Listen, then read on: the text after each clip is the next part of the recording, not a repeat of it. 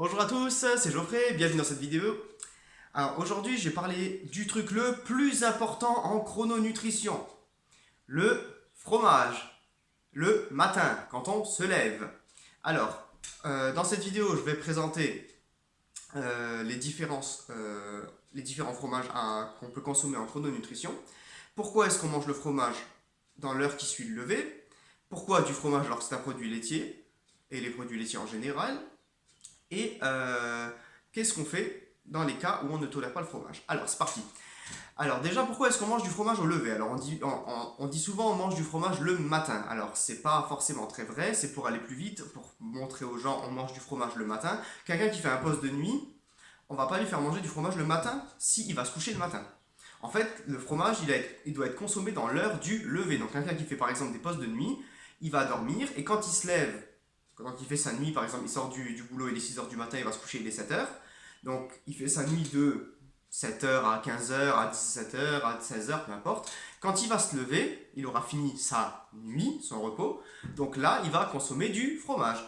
Les autres personnes qui font des choses plus ou moins communes, c'est-à-dire qui vont se coucher à minuit et qui se lèvent à 6 du mat ou à 7 heures, ils vont manger du fromage donc le matin. Mais le fromage n'est pas à manger le matin si vous ne vous levez pas le matin, si vous allez vous coucher le matin. Donc en fait, le fromage, on dit manger du fromage le matin, mais c'est le fromage au lever. Pourquoi du fromage? Alors, parce que, je répète, le fromage, quand le corps a fini de se reconstruire, le corps a fini de dormir, quand vous vous levez, vous avez un pic de cortisol qui vous lève, et vous avez le corps qui va demander un énorme apport de gras saturé. Pas n'importe quel gras, pas des amandes, pas le gras des avocats, pas le gras des olives, le gras animal. Et le gras animal, alors vous avez beaucoup d'animaux qui ont des oméga 3, les poissons qui ont des oméga polyinsaturés, oméga 9, etc. Oméga 9 est un monoinsaturé, je dis n'importe quoi. Qui ont des oméga, je vais y arriver, qui ont des gras polyinsaturés.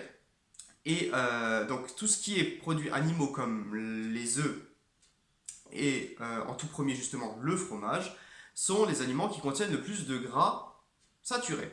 Et en chrononutrition, ce qu'on cherche à faire, c'est consommer le plus gros, ce qui contient le plus gros taux de acides gras saturés le matin.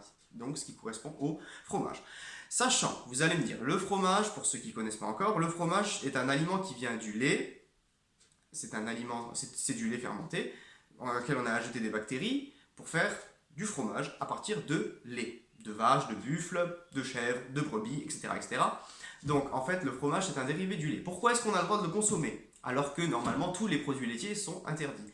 Tous les produits laitiers ne sont pas interdits, mais beaucoup de produits laitiers sont interdits. La plupart des produits laitiers sont interdits parce qu'ils contiennent encore du lactose. Ils n'ont pas été fermentés, ils contiennent encore énormément de lactose. C'est un sucre qu'on trouve dans le lait, c'est pour ça qu'on appelle ça le lactose, sucre du lait. Donc du coup, c'est le sucre qui est contenu naturellement dans le lait. Et c'est pour ça qu'on n'en consomme pas, parce que c'est un sucre c'est un quadruple sucre. Quand il est dans le corps, il sert à faire grandir et grossir l'être humain quand il est bébé de 0 à 24 mois. Donc inutile de vous dire que c'est complètement inutile si vous cherchez déjà à perdre du poids et si vous cherchez à avoir une bonne santé, parce que le lactose et les hormones de croissance, bien sûr, qui est contenu dans le lait, dans tous les laits, font beaucoup de mal à l'organisme, notamment au niveau du squelette, notamment au niveau de l'ostéoporose, des déformations articulaires, et j'en passe. Alors, tous les produits laitiers, non. La plupart des produits laitiers contenant du lactose, c'est-à-dire les yaourts, les crèmes dessert, le lait cru, ou même le lait pasteurisé, mais le lait sans qu'il ait été transformé.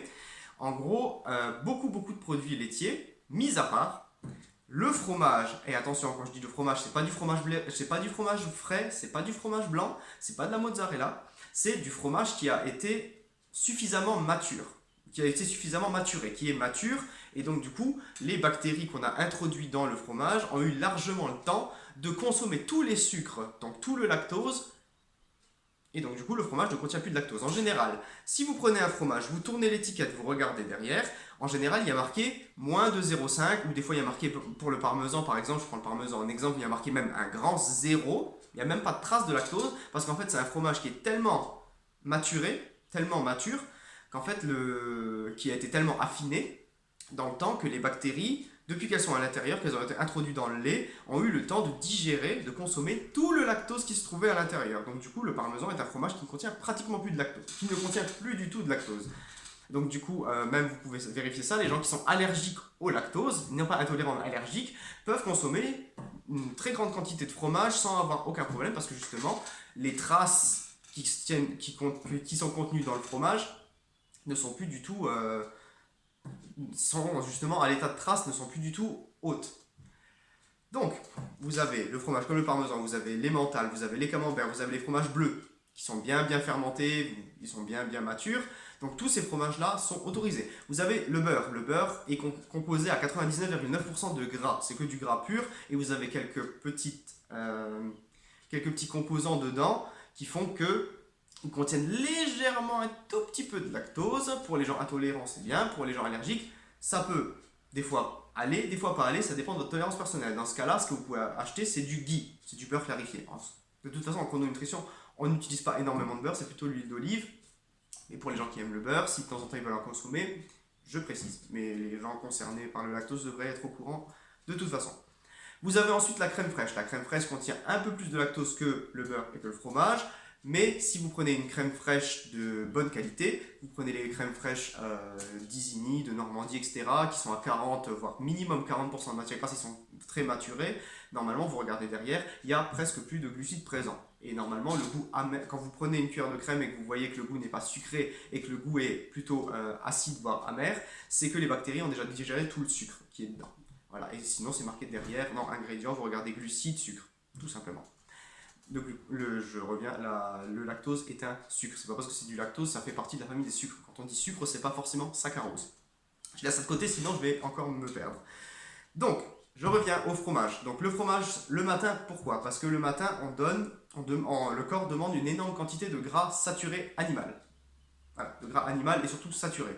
Donc, du coup, nous, anciens chasseurs-cueilleurs, ce qu'on faisait, j'étais pas là, mais je vous raconte je suis d'accord avec les scientifiques et ce qu'on raconte.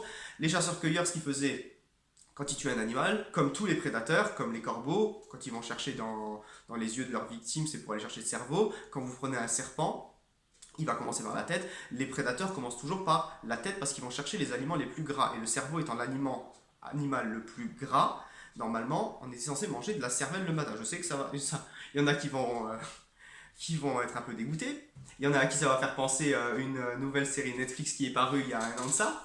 Si vous voyez de laquelle je veux parler. On est fait pour manger du cerveau le matin. Voilà, du cerveau, des abats, des trucs vraiment très très gras. On est évolué, donc du coup on n'est plus à ce stade parce qu'il y en a pas mal que ça fait même vomir.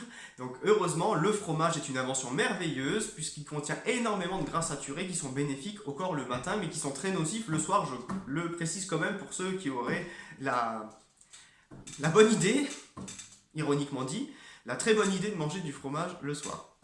Qu'il faudrait absolument arrêter même si vous ne faites pas de chrono.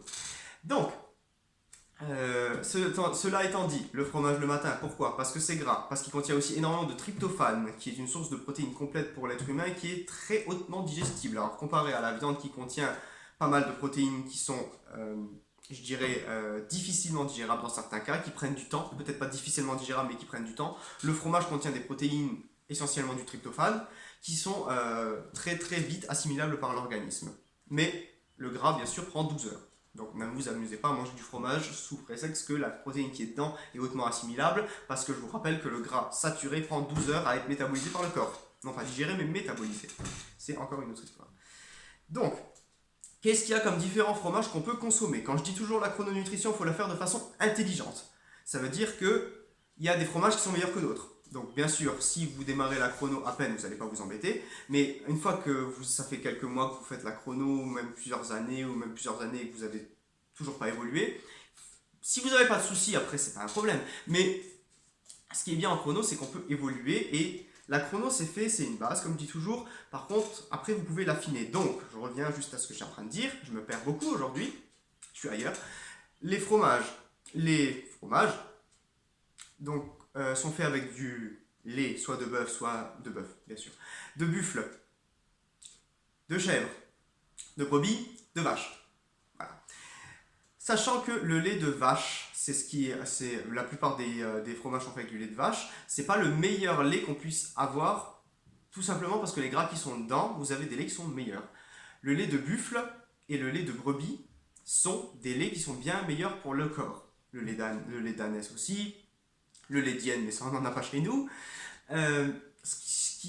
Mon message, c'est si vous pouvez consommer, si ça vous convient, vous pouvez consommer des fromages au lait de brebis comme du Osso Irati ou comme du Roquefort. Je sais plus si c'est le Roquefort ou le Saint-Agur, je crois que c'est le Roquefort.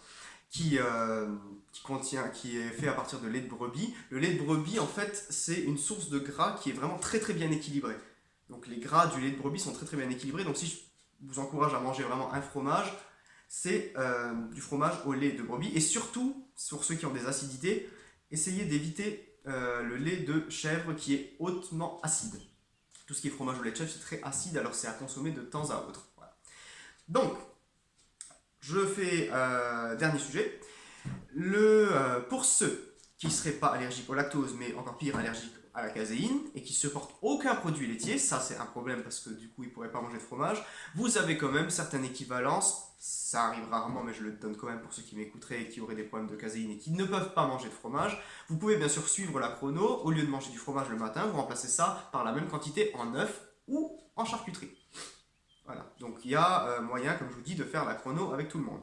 Pour les petits paléos, par exemple, qui m'écoutent et qui choisissent volontairement de ne pas manger du fromage le matin parce que le fromage n'est pas paléo, parce que dans la période du paléolithique, on ne trayait pas les vaches, c'est votre choix.